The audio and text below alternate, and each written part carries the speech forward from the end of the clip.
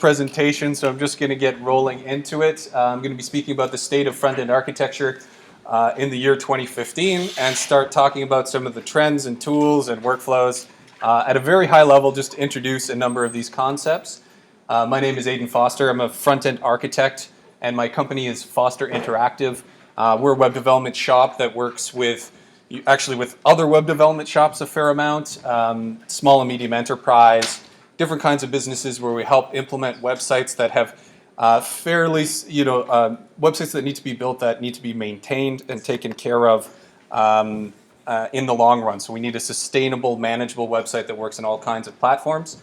I'm the vice president of the Toronto Drupal user group, which organizes the Toronto monthly meetups and help organize this conference.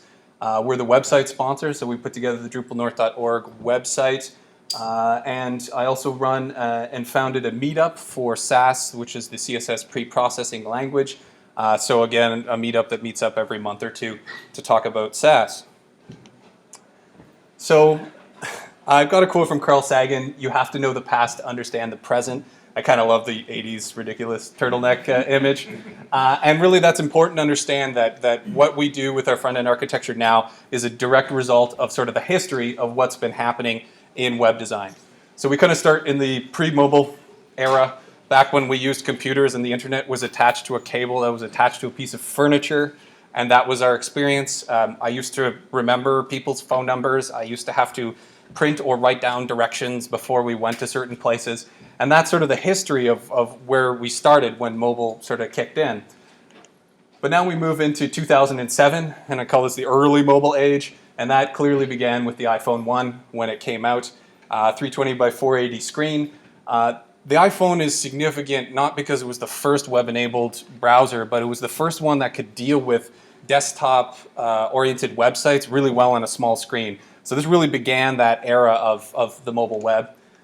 In 2008, then Android came out, and the G1 in North America was released as the HTC Dream.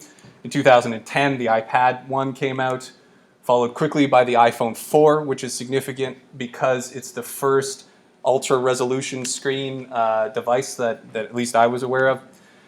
Followed by the Samsung Note 1, which began this trend in phablets. And when that came out, my buddy had a Samsung. I was like, that's a crazy device. Why do you want a phone like that? Turns out pretty much all phones are like that now.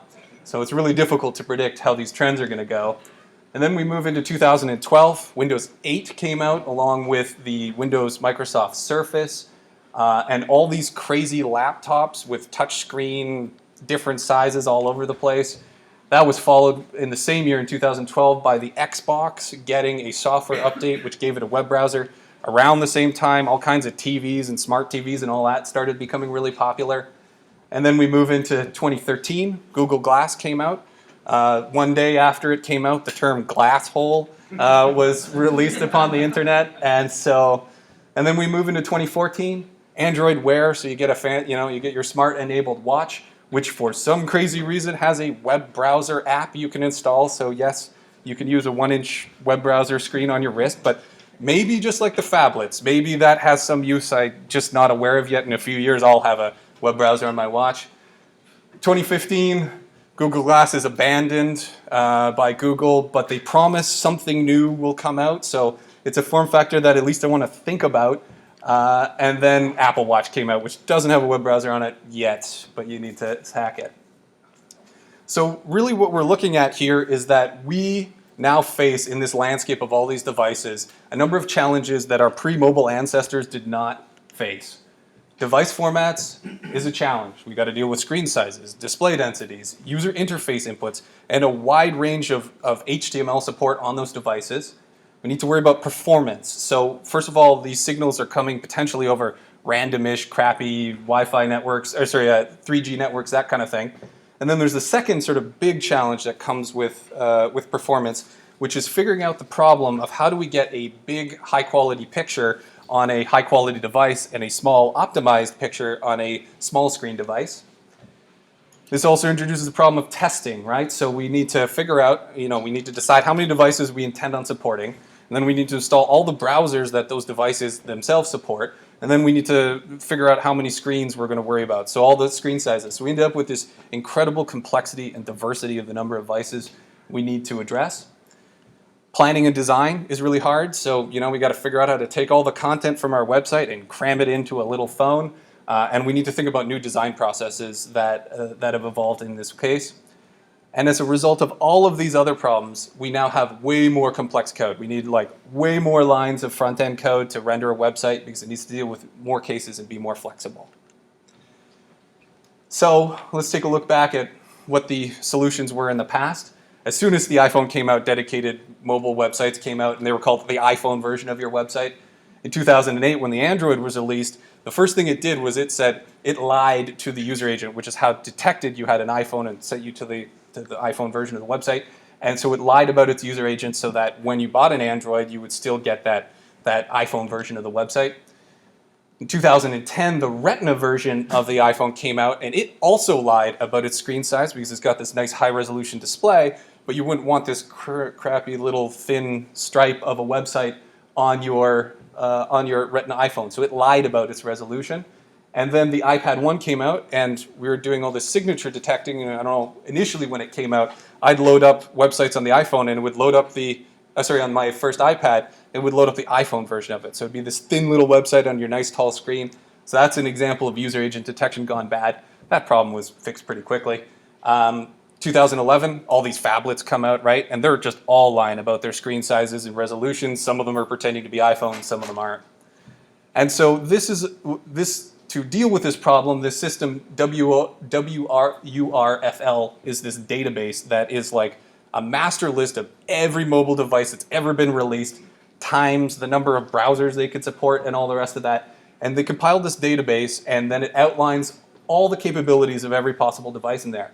So it kind of reminds me, who else has a list of all the children in the world, what they're capable of? So it's basically it's like Santa Claus. And it's got this big long list of every device that exists, and some are naughty and some are nice. And so really it also doesn't help when all the devices kind of pretend to be other devices as well. So the use of dedicated mobile in 2008 actually was a pretty good solution. There's 3 phone formats we need to worry about plus desktop. Performance, well, on the mobile one, we give it 320 pixel wide picture, so it loads pretty quick. Testing it, buy the 4 things and test it. Planning and design, well, okay, it's double, right? So you design the desktop and then you design the phone version. And then code complexity, well, it's exactly double, right? You've got 2 websites to build and maintain. Not so much in 2015, right? We got all this stuff to build, and there's no way you're building a TV, a phone, a phablet, a tablet, a small tablet, and everything in between. So it's really just not practical anymore as an approach. So I'll call this the early mobile dark ages of dedicated mobile, which takes us out to 2011. And then in 2011, the miracle of the Boston Globe was released upon us. So this is the first big commercially viable responsive website that came out. It was mission critical to their business. It was high volume subscription-based website. And it even came with its own guidebook on how to implement it. So Ethan Marcotte's responsive design. So this is really the beginning of a new change in how we approach front-end development. And it really ushers in what I'm calling, I guess, the responsive mobile era. So following up into that, the year 2013 was declared the year of responsive design by Mashable. In 2014, it's an interesting development. The AODA, Ontarians with Disabilities Act, kicked in for websites for any company with 50, or any organization with 50 or more people in it. And you now need to comply with the WCGA 2 Level A standards for accessibility at the beginning of 2014. And it just happens to be that using a mobile-first responsive website approach, it's much, much more conducive for making a good accessible website than it is to fragment across your websites across a number of platforms. Later in 2014, Shopify reported that 50% of all their traffic was on mobile devices. And then in 2016, Google Mobilegeddon, right? Google changed their algorithm so that if you search Google on your mobile phone, it basically filters out any websites that don't work well on mobile phones. So by 2015, we have to support mobile. there's really two competing strategies, dedicated mobile and responsive. Dedicated mobile is no longer practical, so we are now clearly in the responsive era. So now we look at responsive design when it first came out in the year 2012, and we're faced with all the same problems, but it really solves only one, right? It only solved the display format problem, because we still have the issue, especially with like classic responsive design, where we send a high resolution picture to all the different variations of the screen, and it squishes and it flows and it fits. But it's still a performance issue because you don't want that high res image on your small screen. Testing is still a nightmare. We've got 1 million devices, and how exactly we're going to test them all. Planning and design, it's even worse than the ×2 case, because now we have to come up with like basically entire new methods of thinking about how we design stuff.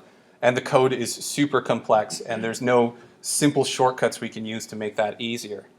So I'm going to talk a little bit about how some of these solutions have evolved that aren't responsive design, and this is really what we're building in our front-end sort of development stack to improve this. Before I go into too much detail on that, I'm just going to talk a little bit about performance, and so why performance is important. This is from Google's Breaking the 1,000 Millisecond Time to Glass Mobile Barrier. And so what this is they've done an analysis of user base analysis and how people perceive websites based off of how quickly they load. So if you load a website and it takes 0.01 seconds to load, your perception is that it occurs instantly. If it takes 1 second to load, the people's experience is they are freely moving around the website.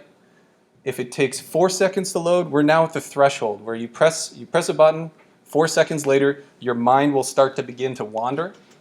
And at 10 seconds, we're basically unable to focus on the task. So if your website, you click it and it takes 10 seconds for that next page to load, people tend to basically forget what they were looking for, and you've got a very, very high chance of just closing it off. You know, check your email, go do something else, because you're probably going to forget what you're doing or go and use a different website. So we need to make sure that our websites, while many people would argue, and Google's arguing you should be at 1 second for it to load time, there's a general consensus that 4 seconds is a pretty critical threshold that we should all remain under. While the importance of how fast websites work has become more obvious based off of things like Google's analysis, we look at the data of what's happened. And so this is from when the Boston Globe came out till last year, and this is the average page load size for a website when they're loaded. And we can see that it's gone from roughly 1 megabyte to roughly 2 megabytes over this period of time. So while it's become obvious that it needs to be it's super obvious that it needs to be a very fast website, the size of it has doubled. And the speed of our internet has certainly not doubled in that period of time. So what was actually happening is websites are becoming slower, even though we know it's important for them to be quick. So what are some of the strategies that have evolved to do this? And the first I'm going to talk about is the use of a performance budget. So this isn't code, this isn't anything other than a workflow process, really. And it starts off with, at the beginning of a project, where you're going to do some measurements. And you're going to compare, you should do some load test times on your competitors' websites just to get a baseline and see where folks are at.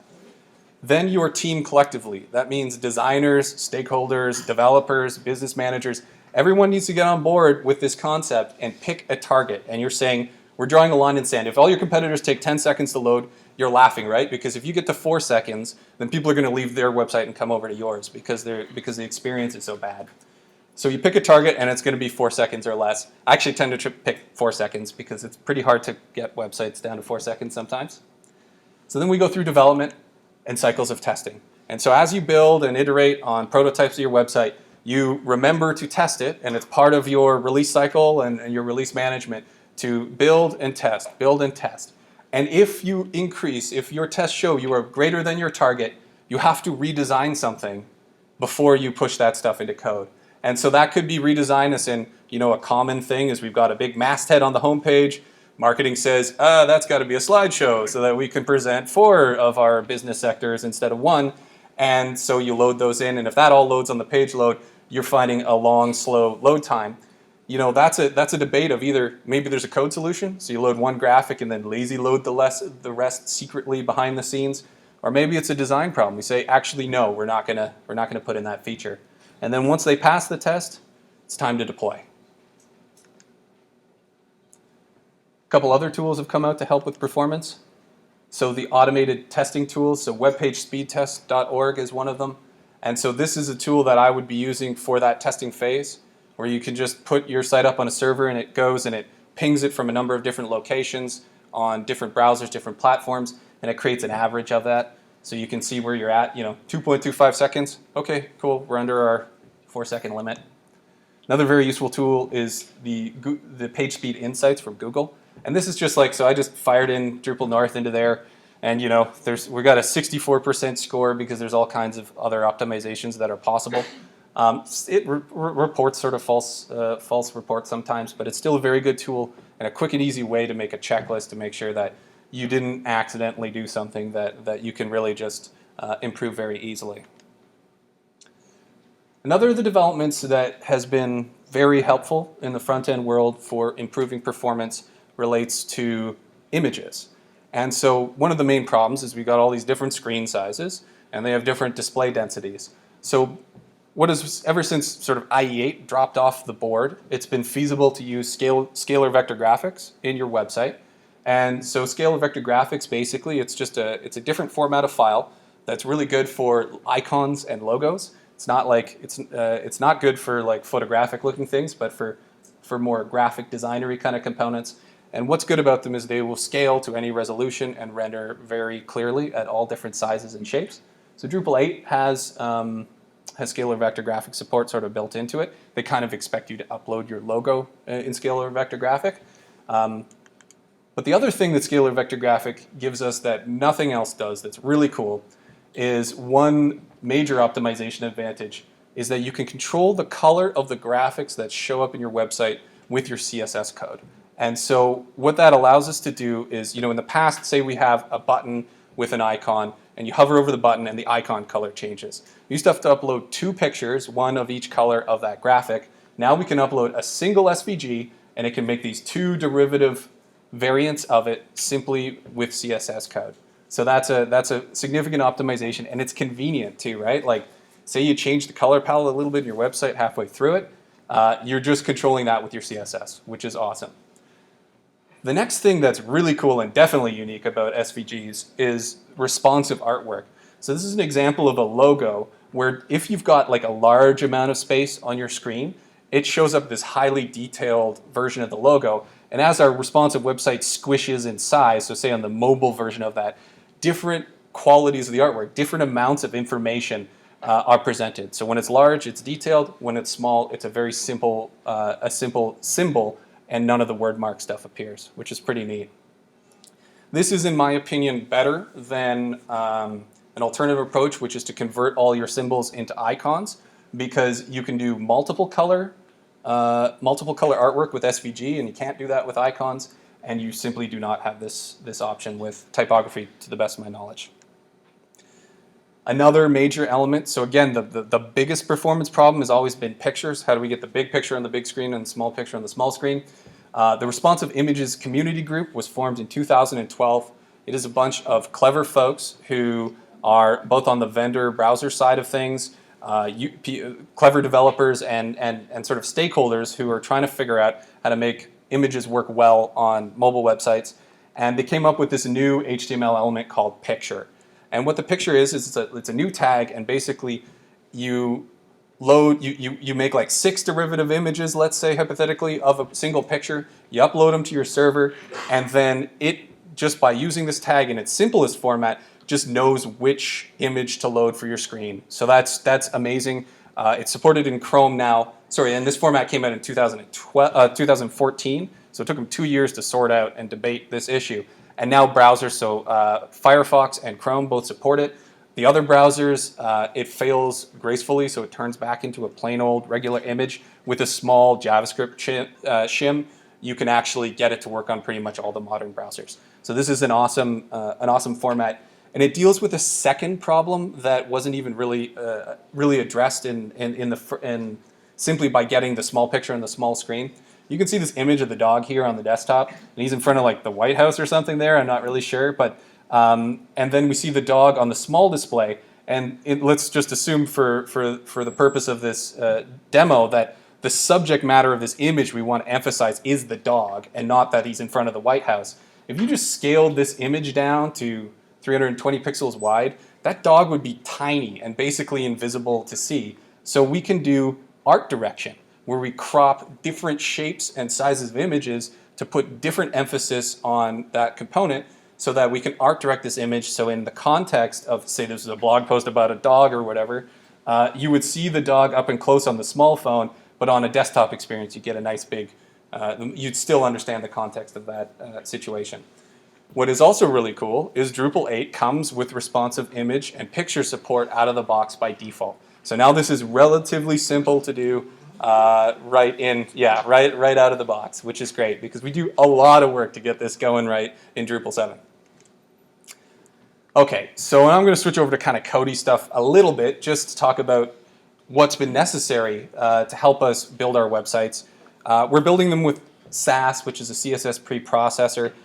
Basically, CSS as a language was always written to be super easy to read. And because of that, it's missing many of the cool functions that I would expect from every other programming language in existence.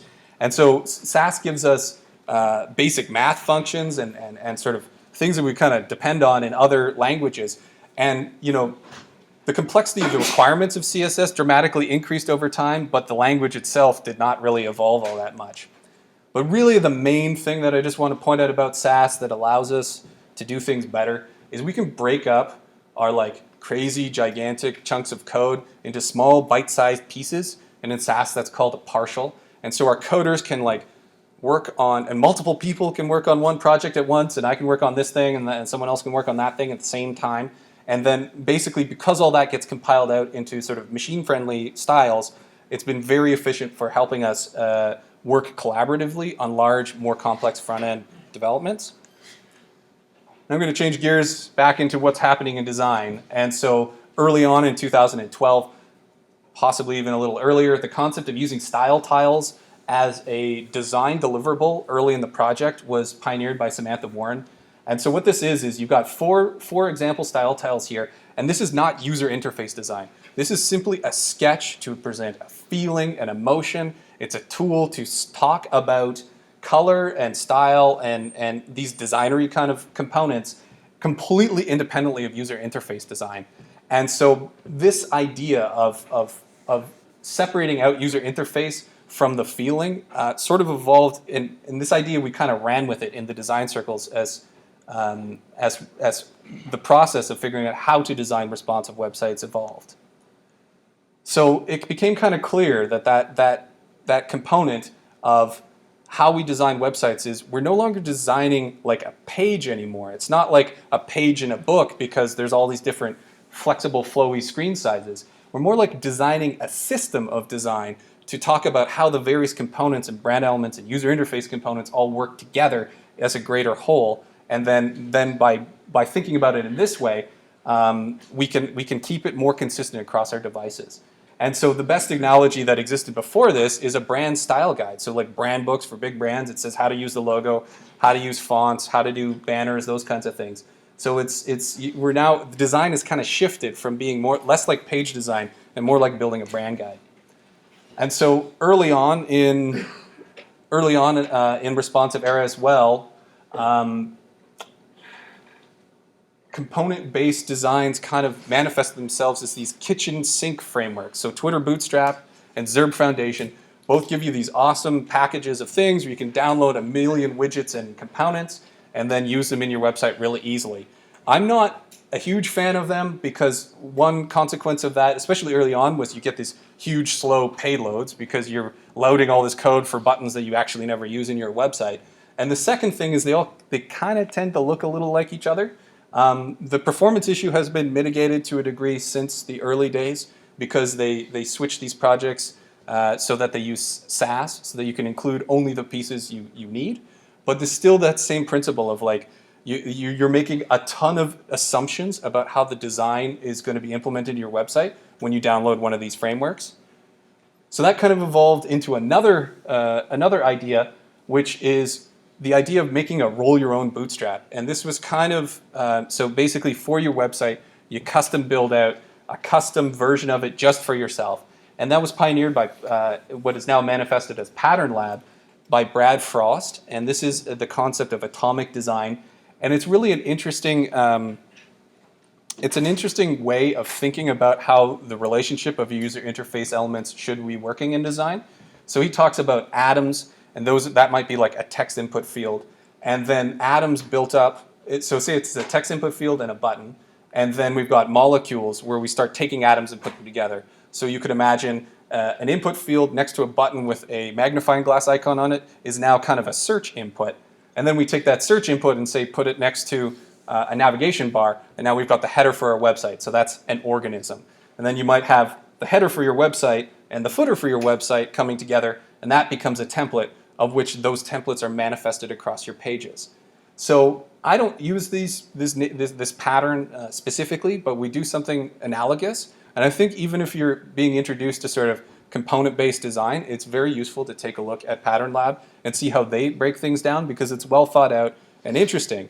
And I guess, so from a coder's point of view, this is awesome, right? It sort of defines how we break up and divide all of our different design components.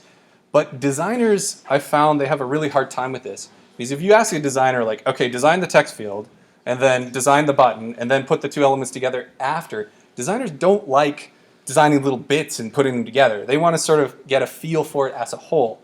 So we kind of merge the two ideas, and this is what's part of our workflow. So when we get a comp, so this is a website we just launched a couple days ago, but we received a comp of this website early on. And so we basically identified the chunks of it that are the components. So we got the main menu component, the masthead component, and the actions component. And we call it actions. It's just our internal naming convention because we're trying to get people to do something, right? Like click on this and go and buy stuff, or maybe it prompts you to call or whatever. So those are the separate components that we've identified in this particular layout. There are actually more, but whatever. And now let me spin back to our CSS, to the advantage that Scss have. Scss allows us to break up our files into individual pieces. So what we have actually done is now taken our user interface component, and the file, the actual code that controls how that thing appears is in one file, and each component gets its own separate file. So what we're kind of doing is we're taking how we think about design components and how we structure our code and sort of using both analogies to mirror each other, which allows coders and developers to kind of collaborate in a more effective way. Another side effect of using this kind of structure with these components that are in separate partials on their own is that it's very efficient for reusing a piece. So reusing an action in a different place of the website. So we've got this on the home page. We could use it somewhere else in a very efficient and simple way. So this idea, right? This is an evolution of how things are changing in our front end workflow experience. But we've got another advantage we can do. So we've got our Scss partials that generate our site's website. But we actually now use a separate program called Hologram. There's a presentation coming up tomorrow on KSS, which is an alternative way of generating style guides. So really, literally from the same files, we put some text comments in the top, and those text comments define what the HTML of the components are defined as. And we generate two outputs from the same source files. One is our live website. The second is a full style guide website that's generated from the same code. It works in HTML. We can test it on our individual browsers, our individual components. Give it to our clients to approve what these pieces look like while we are building things, so we can debate about font rendering and that kind of stuff in a context that's real and relevant to the project, rather than by debating about why the font doesn't look like the Photoshop comp after the fact. So this is an example from the EnterCare website I was showing before. On the right here, here's the nav for our finished or evolving style guide, right? As you work through the project, it started with like 2 or 3 things at the beginning. And as we worked through it, we started adding more and more components as more and more pieces of the website get mapped out. And it's responsive, right? So I just stretched the browser in this example, and you can see how an action component on the mobile phone, and maybe this is smallish tablet kind of size, the layout actually changes. So this is a really useful tool to show how variations work on real devices. And in addition to that, we started expanding out these components as well, so they have variations in design of these particular components. So we've got our vertical oriented action component which looks pretty much the same at larger sizes regardless of the component, but there's a horizontal variant. When it gets small, the image goes to the left. If you see on the previous example, when it's small, the image stays stacked. So these are just variations of the component, and it's very efficient to do this because we have this manifest of all the pieces in our toolbox, our own custom Bootstrap, so to speak, that we have automatically documented from our project. And sometimes we're coding and we work on this first, and because it's easier to map out and plan this stuff out in the style guide itself. And sometimes it's easier to do the code in Drupal first, and then we just sort of export the HTML and copy it over into our style guide examples. So we take this idea yet another step further. So we take this output, the automated style guide that comes out of our website, and we do what's called automated visual regression testing. So this is another tool that we add into the mix, and what it does is it runs a test, and the test already, what it will do is you tell it to look at, in our case we test our style guides, we tell it to look at that action component. And what it does is it takes a couple screen grabs of the action component at a couple different browser widths and it saves them. So let's pretend I ran this test in the past and I run this test right now. So it goes and it takes all these screen grabs of the website when I run the test. It compares them to the ones it has saved in its backlog of screenshots. And these two images are exactly the same, so it reports and it says, yes, this test has passed. If we were working on the action component and say we changed something, right? So we changed the font size of something. So let's say this was our pre-saved component and notice that the title has gone all caps there, and we run the test again, it's gonna detect a difference. And you can see it actually shows you. So it shows you that this pink stuff is what's different between the two layouts of the website. And it identifies this. So this would be a test that fails. So as we work through our project, one of the things we can do is, as we build components out, we build automated CSS visual regression tests on them so that it will, before we can easily compare to see, if I'm working on the action component and I'm changing a bunch of things and I press save, I'll run the tests and make sure that there's one fail on action component. But if some other component somewhere else, say I changed the title on this and it accidentally changed, it's supposed to only change it on the home page and it changes it somewhere else, a different test will trigger and I'll see there's two failed tests or maybe even more. So this is a good sanity check to help reduce the testing requirements because it's so many devices, so many different things that we need to test on that anything we could do to automate some of that, and it's really tricky to catch CSS regression errors sometimes because it could be it never shows up until you rotate your phone, right? And so this kind of thing is an amazing tool for assisting with that. And speaking of testing, so this is the craziest setup I have used so far. There are tools called Browser Sync. There's another one called Ghost Lab, but Browser Sync is open source, so that's the one I like to use. And basically what it is you plug into your main development computer, and then you get all these other devices on the Wi-Fi, and you probably want to run them off of cables because you're going to drain the batteries of everything really quick. And you spin up the Browser Sync server or run the Ghost Lab app. And as I'm saving and working on my code and browsing around on the sort of controller computer, all these devices follow along. So as I scroll up and down through them, they all scroll up and down. As I browse pages, they all browse around. So at least for manual testing, which still needs to be done, the automated stuff only helps catch some errors.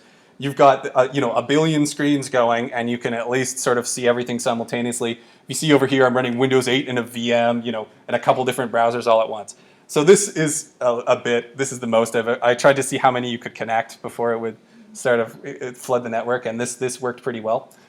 Realistically, though, while I'm coding, I will have two, like a phone and a tablet of different OSs and formats while I'm working. And literally as I save, it refreshes the main screen I'm looking at, and it refreshes these two devices so that at least you can catch more problems literally while you're working, and you get a better idea of what you're actually coding, and it's delivered more in the platforms that it's actually going to be received in.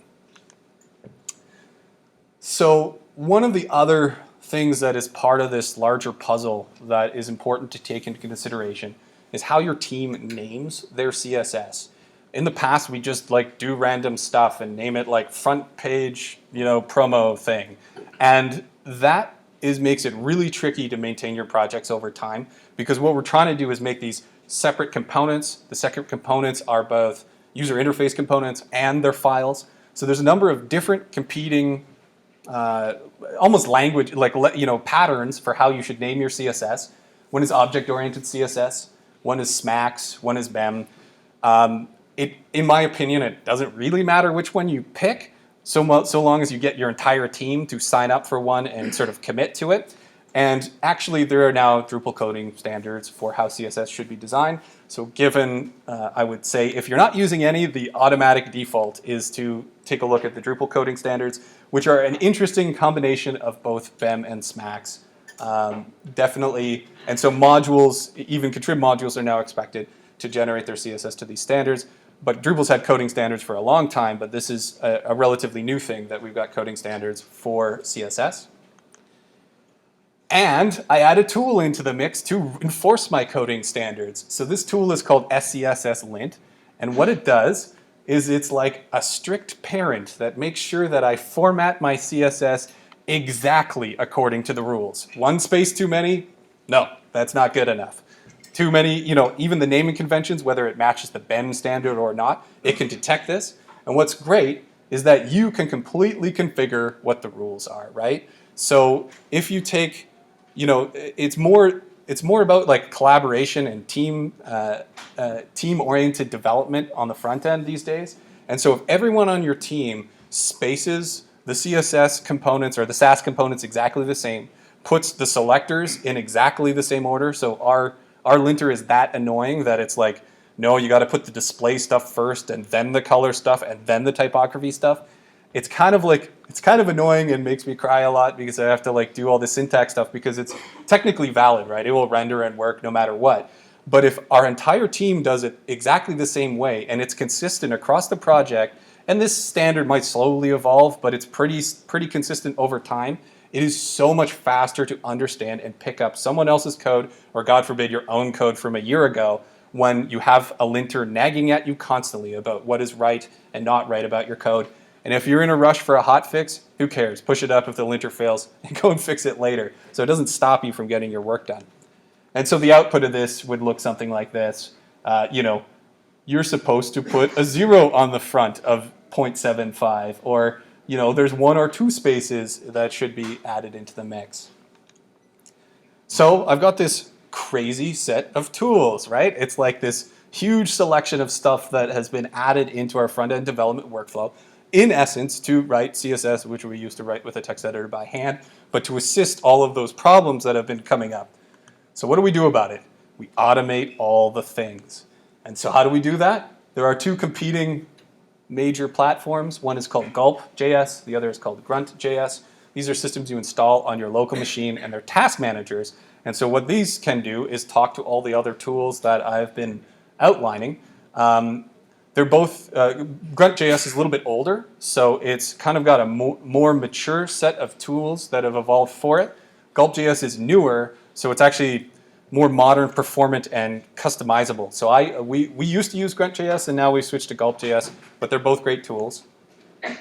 And so this task automation example is for when I'm coding.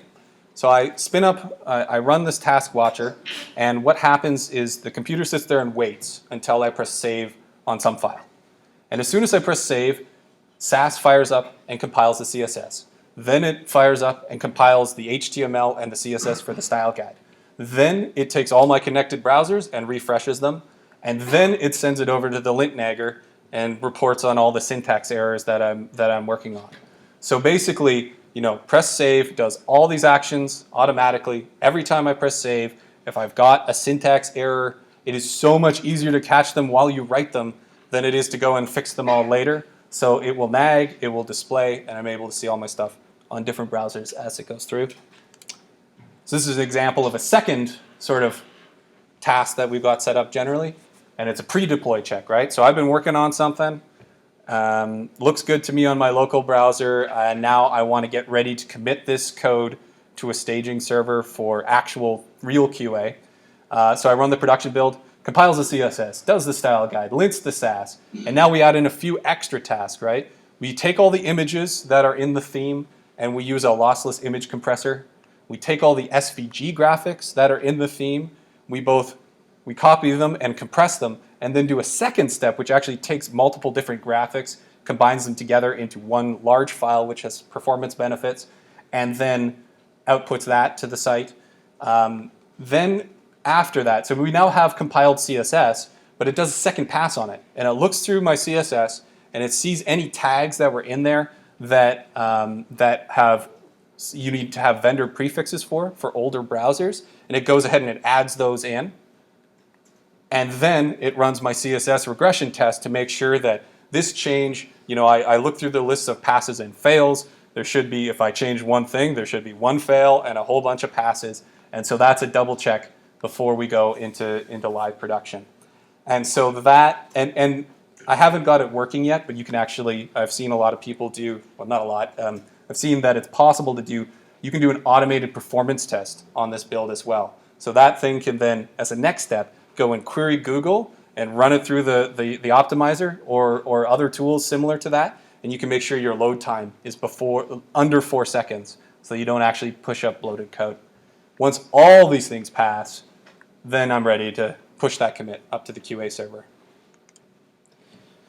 So admittedly, it's not easy to set up all of these tools. There are a lot of pieces of the puzzle that come into place here, but it has some very, very significant benefits. Your team's velocity will increase. You will have fewer bugs make it into your QA server, so that's fewer bugs to fix and fewer bugs to find. It's difficult to push up code that isn't optimized because you're automating the compression of images and those kinds of things, so that you don't accidentally upload an image that should be compressed more.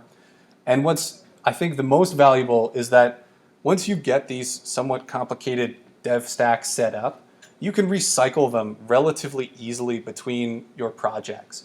And so, once you pay your upfront cost of figuring this thing out, it's not too bad to transfer it to newer and newer projects. So I'll leave you with one word of advice: take it in baby steps. Yes, I've started my daughter early on this stuff. Whatever you're doing now, just add one thing into the mix. So if you're not using Sass, that's definitely the first thing you should add into the mix. If you're not doing living style guides, I'd say that that's probably the second thing to add into the mix. But just, take it slow. Add one item into your process. Once you become comfortable with it, now it's time to add in a second item. And slowly over time, you'll end up building a more and more complicated stack, and more stuff will get automated. And you can, spend more time thinking about what you want to do in code, what you want to do in design, and less of the mundane tasks that we don't want to focus on. I don't want to worry about compressing images anymore. So thank you very much, and if you have any questions, let me know.